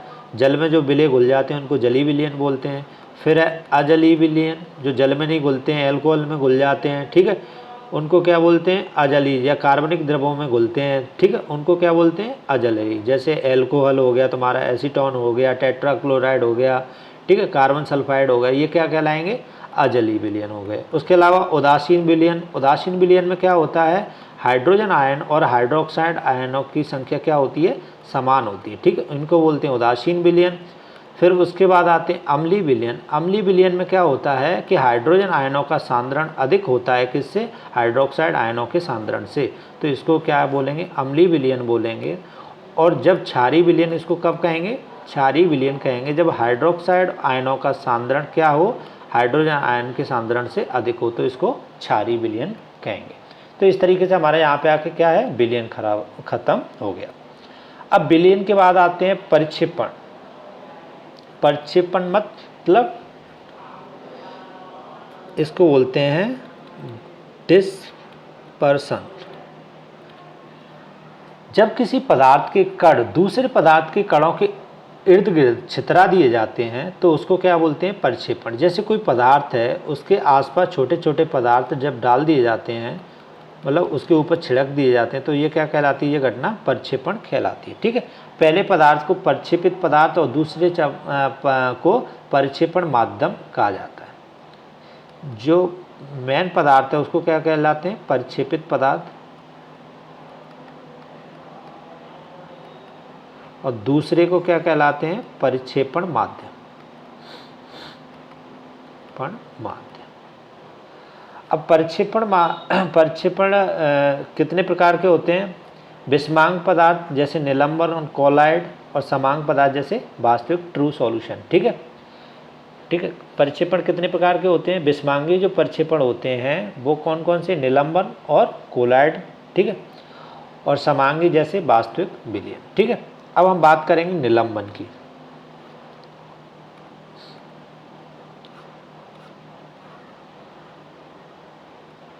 निलंबन क्या होता है, देखो निलंबन ऐसा विषमांगी मिश्रण, कैसा विषमांगी मिश्रण, जैसे अपन पढ़ के आए विषमांगी मिश्रण क्या, जल में मिट्टी या कंकड़। ठीक है, तो ऐसा विषमांगी मिश्रण जिसमें ठोस कण द्रव में क्या हो, परिक्षेपित हो जाए। ठोस कण द्रव में परिक्षेपित हो जाते हैं। ये ठोस कण जैसे अलग अलग मिट्टी के कण जब जल में डालते हैं तो वो क्या है, पूरे पे छितरा दिए जाते हैं। ठीक है, तो ठोस कण क्या होते हैं, द्रव में परिक्षेपित हो जाते हैं, तो इसको क्या कहलाते हैं, हम निलंबन कहलाते हैं। ठीक है, निलंबन में जो विलेय पदार्थ के गुण घुलते नहीं हैं।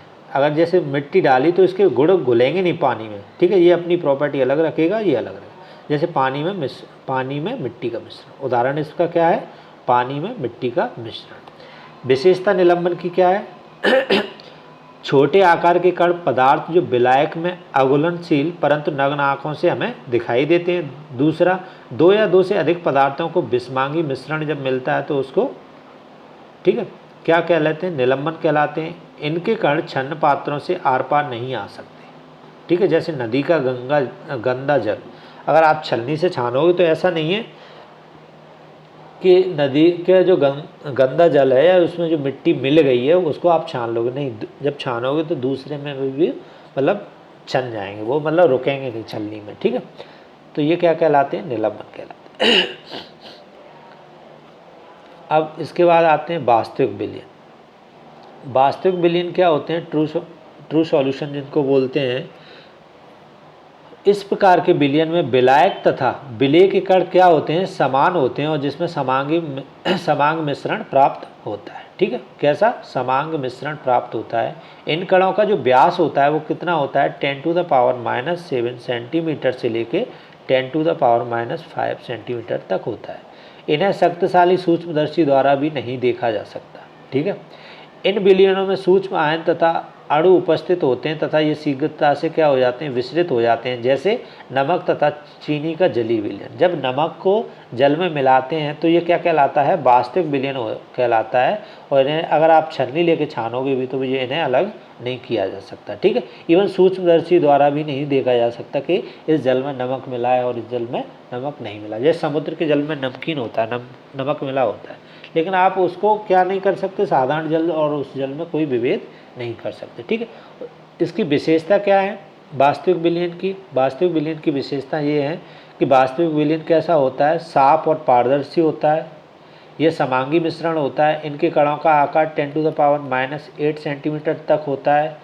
यह प्रकाश का प्रकीर्णन नहीं करते हैं क्योंकि इनसे प्रकाश क्या है, आर पार हो जाता है। इन्हें छान से अलग नहीं किया जा सकता या चलनी से छानने पर इनको अलग नहीं किया जा सकता। अब बात करेंगे इसके बाद कोलाइड की। कोलाइड क्या होते हैं, ऐसा विषमांगी मिश्रण जिसमें कण विलयन के सदृश और समान रूप से पूरे विलयन में क्या होते हैं, फैले होते हैं। ठीक है, निलंबन की अपेक्षा कणों का आकार छोटा होता है और मिश्रण कैसा, समांगी प्रतीत होता है। लेकिन ये समांगी प्रतीत होता है बट ये है कैसा मिक्सचर, विषमांग मिश्रण होता है। जैसे दूध कोलाइड का उदाहरण है। ठीक है, किसका उदाहरण है, दूध कोलाइड का। कोलाइड विलयन की विशेषता क्या होती है, कोलाइड विलयन समांगी प्रतीत होते हैं पर वास्तव में ये कैसे होते हैं, विषमांगी होते हैं। कैसे होते हैं, वास्तव में ये विषमांगी होते हैं। और अगर इन्हें छान पेपर से छानकर अलग नहीं किया जा सकता, दूध को आप कितना भी छान लो, किससे भी छान लो, दूध और पानी को आप अलग नहीं कर सकते। उसके अलावा स्थिर अवस्था में रखे जाने पर भी ये नीचे नहीं बैठते। अगर दूध को आप रख दो, बोले कि नहीं कल तक क्या है, तली में दूध बैठ जाएगा, ऊपर ऊपर पानी हो जाएगा, ऐसा नहीं होगा। तो इस प्रकार के जो विलयन होते हैं उनको हम क्या कहते हैं, कोलाइड कहते हैं। ठीक है,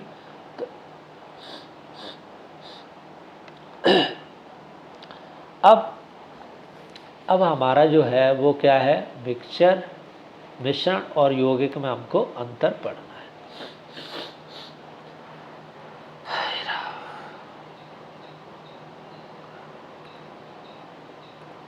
मिश्रण और यौगिक। यौगिक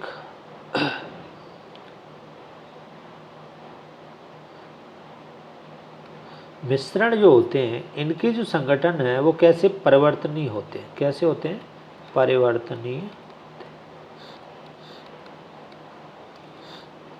जैसे क्या करो, जल में बालू मिलाओगे तो क्या है, इनके जो संगठक हैं वो परिवर्तनीय होते हैं। यौगिक क्या होते हैं, यौगिक का संगठक कैसा होता है, स्थायी होता है। संगठक स्थायी होता है, जैसे H2O, ठीक है, तो क्या है, ये स्थायी है। जैसे ठीक है, जल में नमक, ये क्या है, मिश्रण है, ठीक है, तो ये क्या है, अस्थायी होते हैं। अगर एक विशेष तापदाब पे आप क्या कर सकते हो, अलग कर सकते हो, ठीक है। उसके अलावा मिश्रण में उपस्थित घटकों के गुणधर्म मिश्रण से पृथक पृथक रहते हैं। मतलब आप जल और नमक के जो गुण हैं वो कैसे होंगे, अलग अलग होंगे, ठीक है। और जो यौगिक है, यौगिक में जो अवयव होते हैं उनके गुणधर्म कैसे हो जाते हैं, समान हो जाते हैं। और पूरी तरह से जो एक पूरी तरह से, जैसे हाइड्रोजन और ऑक्सीजन के गुणधर्म अलग है, लेकिन H2O का पूरा गुणधर्म एक अलग तरीके का गुणधर्म बन जाता है, ठीक है। घटकों की भौतिक विधि द्वारा सुगमता से, मिश्रण में हम क्या कर सकते हैं, भौतिक विधि द्वारा इन्हें आसानी से क्या कर सकते हैं, अलग अलग कर सकते हैं। लेकिन यौगिक में हम क्या कर सकते हैं, यौगिक में हम ऐसा इन्हें आसानी से अलग नहीं कर सकते। इन्हें रासायनिक विधि से अलग किया जा सकता है, ठीक है, रासायनिक विधि से अलग किया जा सकता है, ठीक है। तो ये उनमें क्या हो गया, अंतर होगा। अब हम चलते हैं, अगला क्या है, मिश्रण के घटकों के पृथक्करण। अब मिश्रण को जब हम अलग करेंगे, कौन कौन सी विधि हैं वो बात करेंगे। जैसे क्रिस्टलन, क्रिस्टलन विधि में हम क्या करते हैं, अकार्बनिक ठोसों में उपस्थित घटकों को पृथक्करण एवं शुद्धिकरण करते हैं, ठीक है। जो अकार्बनिक ठोस होते हैं, उपस्थित घटकों को हम क्या करते हैं, पृथक्करण और शुद्धिकरण करते हैं। उपस्थित अशुद्ध ठोस तथा मिश्रण को उचित विलाय के साथ गर्म किया जाता है, ठीक है, और फिर विलयन को किससे, फनल द्वारा छाना जाता है। तो क्या हो जाता है, क्रिस्टलन विधि में ये अलग अलग हो जाते हैं, ठीक है।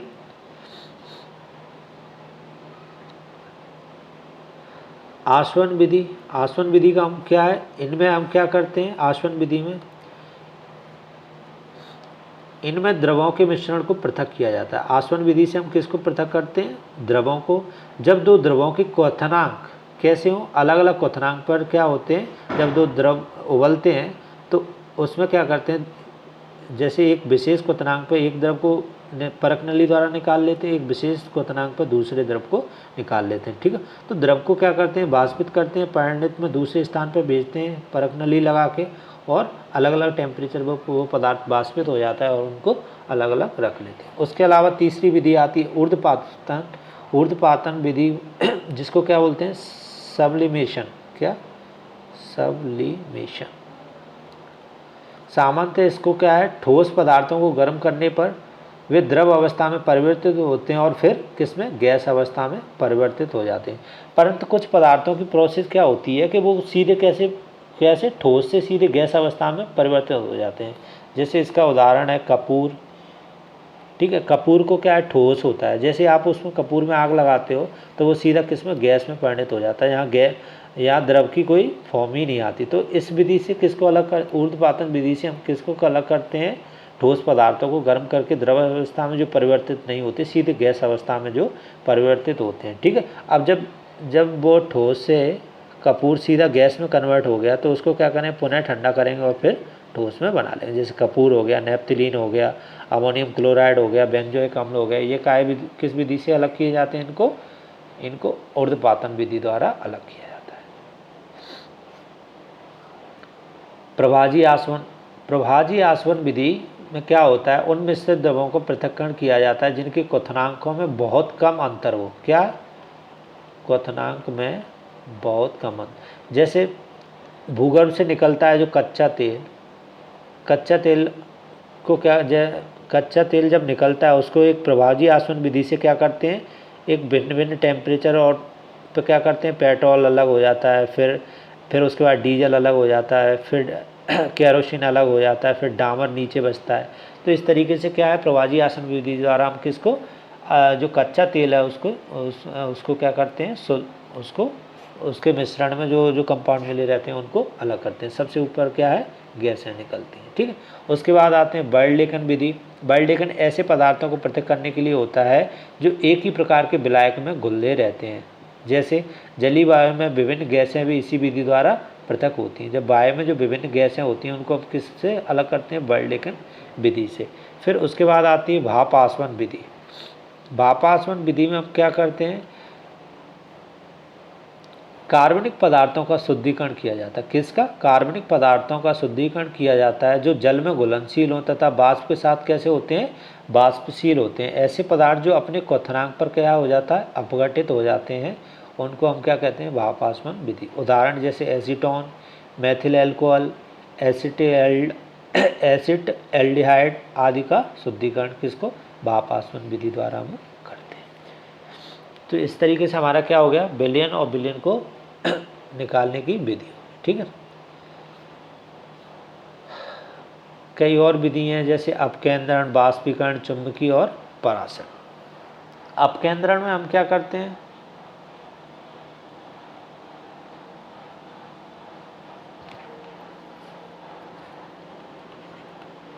अपकेंद्र, जब द्रव में मौजूद कण इतने छोटे हों, कोई द्रव है जिसमें कण है वो क्या है, बहुत छोटे हैं, मतलब इतने छोटे हों कि उन्हें छानन पत्रों या छलनी से अलग नहीं किया जा सकता, या वो छलनी को आर पार करके चले जाते हैं।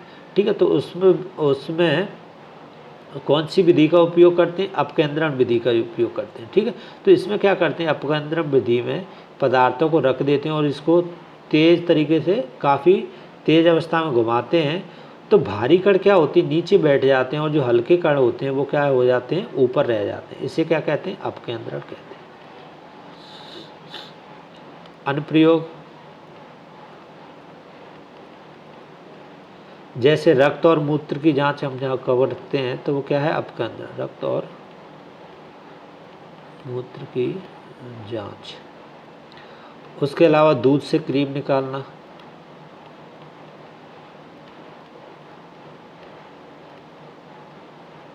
ठीक है, वॉशिंग मशीन में भीगे कपड़ों को जब सुखाते हैं, ठीक है, तो उसमें क्या है, अपकेंद्रण का उपयोग करते हैं।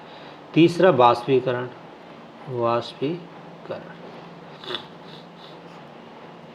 वाष्पीकरण विधि में क्या है, ठोस पदार्थ एवं द्रवों के मिश्रण को पृथक करने के लिए इस विधि का प्रयोग किया जाता है। ठोस और द्रव, ठीक है, द्रव क्या हो जाता है, वाष्पित हो जाता है, और ठोस क्या है, शेष बचता है। ठीक है, जैसे समुद्री जल से नमक, ठीक है। उसके बाद चुंबकीय पृथक्करण,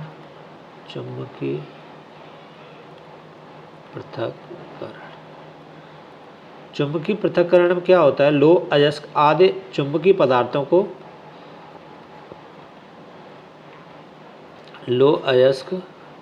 पदार्थों को इसी विधि से हम क्या करते हैं, अलग करते हैं, जिसमें फिर ठीक है। उसके बाद है परासरण, ऑस्मोसिस, क्या,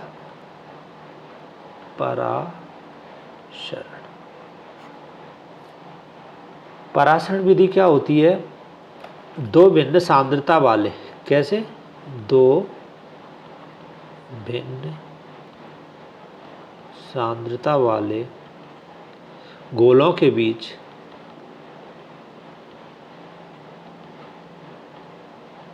होने वाला एक विशेष प्रकार की क्या है, विसरण क्रिया है।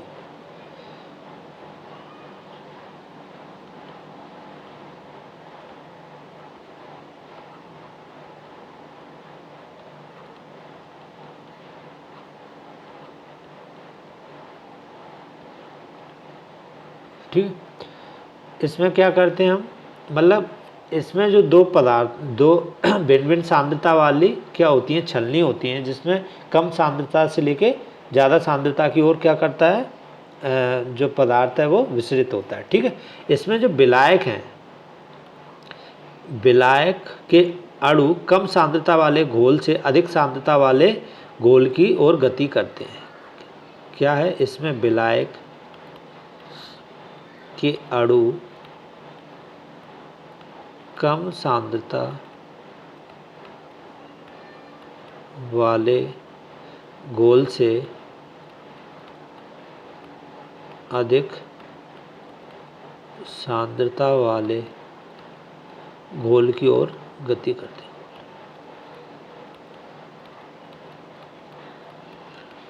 जैसे अपन ने जब क्या वो करते हैं, इसका एग्जाम्पल है क्या, अर्धपारगम्य झिल्ली, अर्धपारगम्य झिल्ली। ठीक, इसमें क्या होता है, विलायक के जो अणु हैं वो कम सांद्रता वाले घोल से क्या है, अधिक सांद्रता वाले घोल की ओर गति करते हैं। ठीक है, दूसरा जैसे किशमिश है, किशमिश को जब पानी में डाल देते हो तो क्या होता है, किशमिश फूल जाती है। ठीक, तो ये काय के परासरण के उदाहरण। ठीक, उसके अलावा ये कैसी क्रिया है, परासरण एक भौतिक क्रिया है। इसमें गोलक के अणु बिना किसी वाहक ऊर्जा के प्रयोग अर्धपारगम झिल्ली से होकर गति करते हैं। क्या, एक तो कैसी है ये क्रिया, भौतिक क्रिया है, जिसमें गोलक के कण, जिसमें गोलक के कण गोलक के कण क्या होते हैं, ये कैसी भौतिक क्रिया है जिसमें गोलक के कण बिना किसी बाह्य ऊर्जा के, किसके, बिना किसी बाह्य ऊर्जा के अर्धपारगम झिल्ली से होकर गति करते हैं। अर्धपारगम झिल्ली से होकर गति करते हैं। इसमें जो विलेय के अणु हैं वो क्या है, गति नहीं करते हैं। ठीक है, क्या है, विलेय के अणु, विलायक के अणु गति करते हैं। ठीक है, किसके, विलायक के अणु गति, क्योंकि दोनों गोलों में अलग अलग करने वाली क्या होती है, अर्धपारगम झिल्ली को पार नहीं कर पाते हैं। जो विलेय के कण है वो तो अर्धपारगम झिल्ली को पार नहीं कर पाते, लेकिन जो विलायक के कण है वो क्या है, अर्धपारगम झिल्ली को पार कर जाते हैं। और ये कैसी क्रिया है, भौतिक क्रिया है, जिसमें गोलक के कण बिना किसी बाह्य ऊर्जा के क्या करते हैं, अर्धपारगम झिल्ली को पार करते हैं। ठीक है, गति करते हैं। तो ये क्या कहलाते हैं, तुम्हारे परासरण कहलाता है। ठीक है, और इस तरीके से जो हमारा पहला टॉपिक खत्म होता है। ठीक है, अब उसके बाद हम रासायनिक प्रतीकों की बात करेंगे। आपको ये वीडियो कैसे लगे, अगर आपका रिस्पांस अच्छा रहता है और अगर लाइक शेयर सब्सक्राइब आप करते हो, दोस्तों के साथ शेयर भी कर दिया करो, तो थोड़ा मोटिवेशन रहता है थोड़ा अच्छे वीडियो बनाने के लिए। धन्यवाद वीडियो देखने के लिए।